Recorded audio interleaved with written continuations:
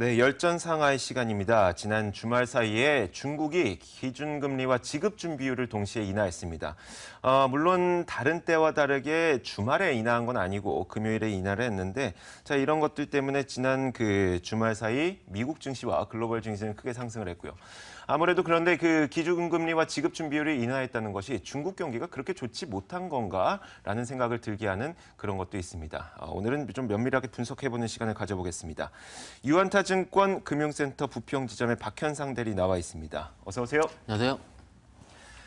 자, 2주 전에 그 수출 실적과 수입 실적 매우 부진했었고요. 거기에다가 소비자 물가 지표, 거기 생산자 물가 지표까지 모두 좋지 못한 모습이 나타나다 보니까 중국 정부도 이 상태를 그대로 놔둘 수는 없었던 것 같습니다. 기준금리를 인하했는데 그 배경을 한번 들어볼까요? 일단은 뭐 중국 정부에서 좀 발등에 불이 떨어진 것 같습니다. 네. 일단은 지난주에 발표한 GDP 성장률이 6.9% 정도 네. 나왔고요. 일단 중국 정부에서 계속 얘기했던 건 7% 이상의 성장을 목표치로 하고 있었는데, 일단 지금 그 중국 정부에서 생각하고 있는 거는 일자리 창출이 가장 큰 목적이 될 수가 있기 때문에 네.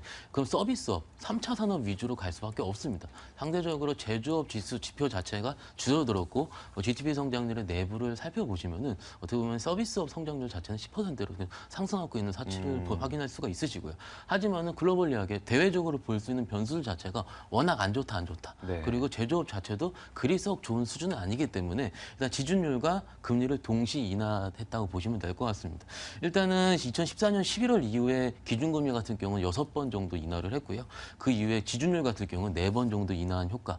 그 앞으로 인민은행의 좀 지난주 기사를 살펴보시면은 네. 앞으로 추가적으로 더 인하할 여지가 있다. 뭐 내부적으로 봤을 때는 뭐 얘기한 얘기로는 물가 성장률이 크지 않기 때문에라고 얘기를 할 수 있겠지만은 네. 일단 내부적으로 봤을 때는 그렇지는 않고 일단은 경제 성장률 7%로 빨리 맞춰라라는 일단 일종의 내부적인 지시라든지 혹은 어디서 모멘텀이 있을 거라 생각이 좀 들고 있습니다. 뭐 지난주 시황까지 같이 좀 말씀을 드리면요.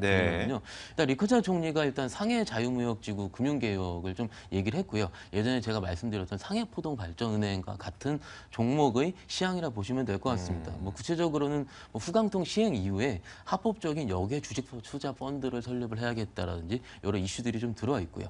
그 지난주에 말씀을 드렸던 시진핑 주석이 영국을 방문을 했죠. 방문했었던 같은 경우는 역시 지난주 말씀드렸던 내용이긴 합니다. 원자력 관련해서 400억 파운드 규모의 투자 협정을 체결했다라는 내용 역시 일단 중국의 원자력 기술 발전 사업 자체가 일단 해외적으로도 충분히 먹힐 수 있는 아이템이 될 수가 있다라는 것 자체가 크게 좀 포인트로 보시면 될 것 같고요. 신규 원전 프로젝트 참여가 주목을 받을 수 있는데 이거 같은 경우는 비단 영국뿐만이 아니고 제3국 시장의 공동 개척에 쓰일 수 있는 자금일 수가 있기 때문에 네. 앞으로 기술력이라는 발전 역시 추가적으로 볼 수가 있다라는 내용까지 같이 첨언을 해드릴 수가 있겠습니다. 네.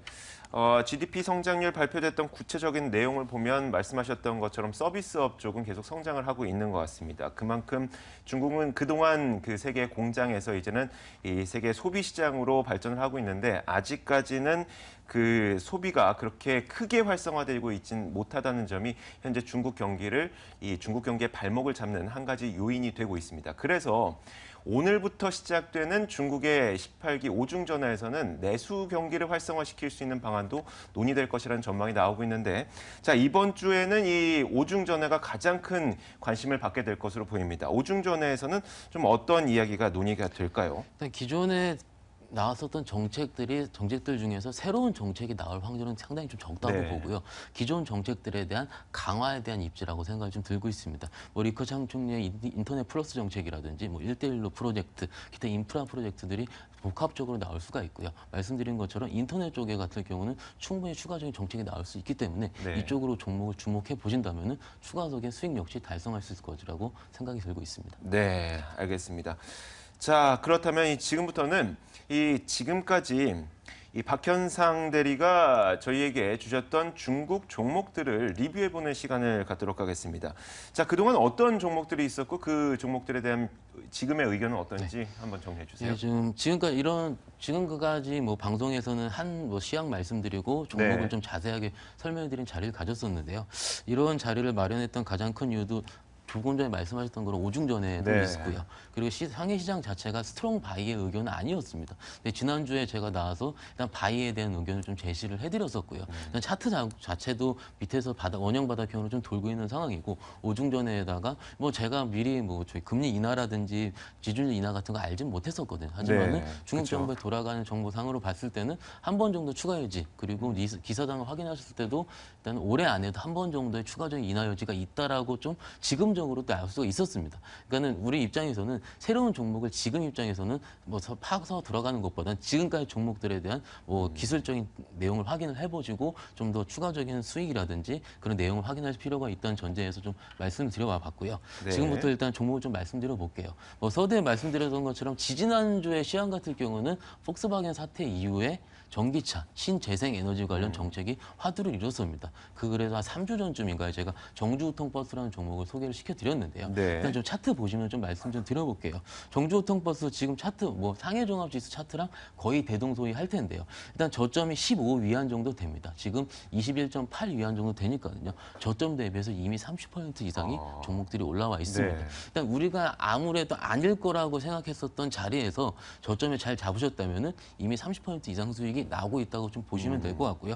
우통버스 말씀드린 것처럼 버스 만드는 회사인데 신에너지 정책에 따른 버스, 친환경 버스, 즉 전기 버스 관련 업체라고 보시면 될 것 같고요. 전기 버스 판매량이 작년 같은 극히 미미했는데 올해 같은 경우 예상이 지금 13,000대 정도 되는데 그게 작년 대비 70% 이상 증가한 수치라고 보시면 될 것 같습니다. 네. 일단 보조금, 중국 정부에서 가질 수 있는 보조금 인하 역시도 충분히 모멘텀을 가질 수가 있겠고요. 보조금 같은 경우는 내년까지 충분히 보조금이 있을 정책이 있으니까는 지금부터라 충분히 매매, 포트 안에 일부 담아두신다면은 앞으로도 역시 정고점 부근 수준 아니지만은 25위안 정도까지는 충분히 갈 수 있다 이렇게 말씀드릴 수가 있겠고요. 네. 그다음 종목부터 좀 말씀 좀 드려볼게요.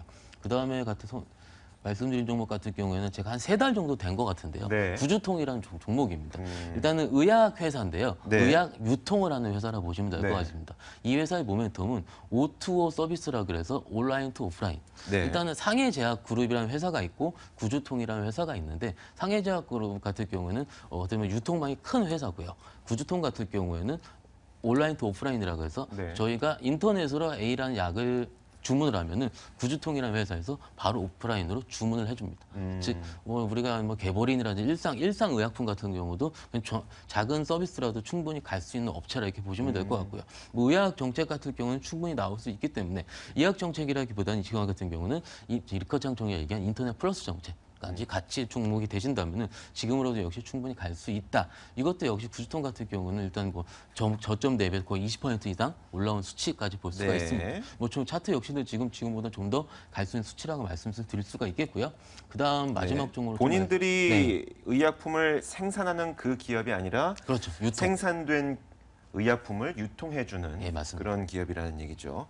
자, 이렇게 정주 우통버스 그리고 구주통에 대한 이야기를 들어봤는데 모든 맥락이 좀 비슷한 것 같아요. 그 앞서 이야기를 해주셨던 것처럼 이번 오중전에서도 어떤 새로운 내용이 나온다기보다는 기존에 이끌어왔었던 정책들을 조금 더 강화하는 측면이기 때문에 이렇게 기존 정책이 강화된다면 계속해서 이들 기업의 주가도 추가적으로 올라갈 수 있을 것이다. 이런 맥락으로 이야기를 하고 계신 것 같습니다. 네, 맞습니다. 일단은 근데 우리 외국인 입장에서 중국 주식을 바라볼 때 리스크는 네. 밸류에이션에 대한 리스크라고 생각을 합니다. 네. 즉, 밸류가 이 종목은 너무 비싸다, 이 종목은 너무 싸다라고 이렇게 생각을 많이 하실 텐데 일단은 개인적으로 봤을 때는 밸류에이션도 굉장히 중요한 척도긴 하지만 네. 일단은 중국 상해 후강등 주식에 봤을 때는 모멘텀이라고 생각을 하고 있습니다. 그만큼 개인 투자자가 85%라는 건 제가 방송에서 무수히 말씀을 네. 드려왔고요.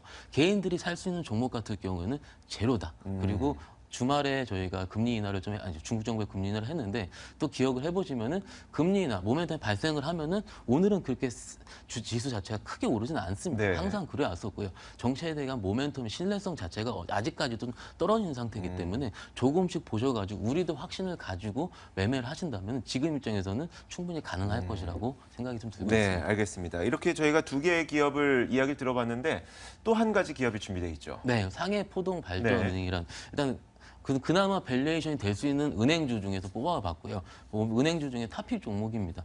일단은 상해시에 본사를 둔 상업은행이라 보시면 될 것 같은데요. 상해포동 발전의 핵심 포인트는 상해 신탁이라 보시면 될 것 같아요. 뭐 시간이 없어서 자세히 말씀드리진 못하지만 상해 신탁을 99% 지분을 5월달에 인수를 했습니다. 네. 상해 신탁 같은 경우는 여러 가지 신탁 관련, 뭐 어떻게 보면 자산운용사라든지 기타 금융 관련 서비스업을 계속 할 수 있는 회사라 보시면 될 것 같은데 건설은행, 교통은행, 흥업은행에 이어서 중국은행에서는 네 번째로 신탁 관련 업무를 수행하게 된 은행이라 보시면 될 것 같고요. 시황에서 말씀을 드렸던 것처럼 상해 관련 프로젝트가 역시 진행 중이기 때문에 상해포동 발전은 역시 충분히 추가 가능성이 있다 이렇게 말씀드릴 수가 있고요. 차트를 보시면 지난주 금요일까지 거래 정지 상태였습니다. 오늘 거래가 풀렸기 때문에 최근 증시가 오르지 못했을 때 했던 모멘텀까지 충분히 받을 수 있기 때문에 충분히 지금적으로도 좀 살펴보신다면 부담이 없을 거로 생각이 들고 있습니다. 네, 알겠습니다.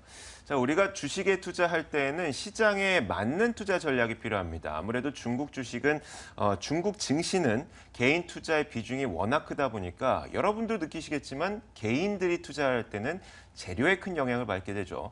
그것처럼 이 중국에서는 재료가 나오는 그런 기업에 투자를 하는 것이 좋다는 겁니다. 그 연관된 기업으로 지금까지 이야기를 했었던 정주우통버스, 구주통과 상해포동발전은행 이런 것들을 추천해 주셨고 거기에 대한 리뷰까지 들어봤습니다. 유한타증권 금융센터 부평지점 박현상 대리와 함께 이야기 나눠봤습니다. 고맙습니다. 감사합니다.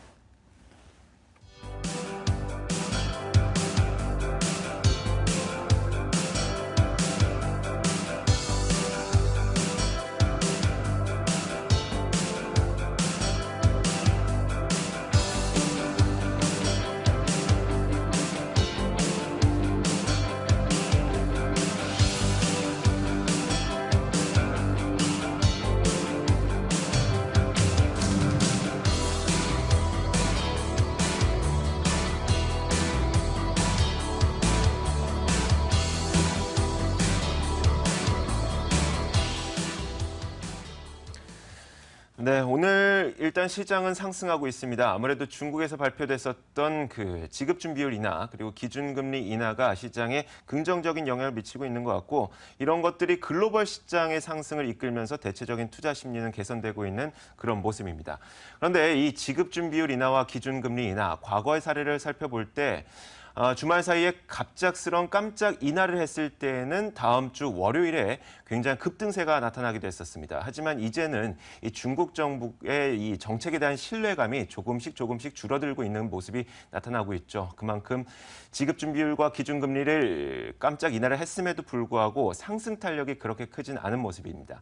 자, 이렇게 언제든지 시장의 트렌드는 변한다는 점 여러분도 꼭 마음에 새기시면서 오늘 남은 시간에도 투자 열심히 그리고 투자에 임하셨으면 좋겠습니다. 자, 이슈엔 현장은 내일 같은 시간에 찾아뵙겠습니다. 시청해주신 여러분 고맙습니다.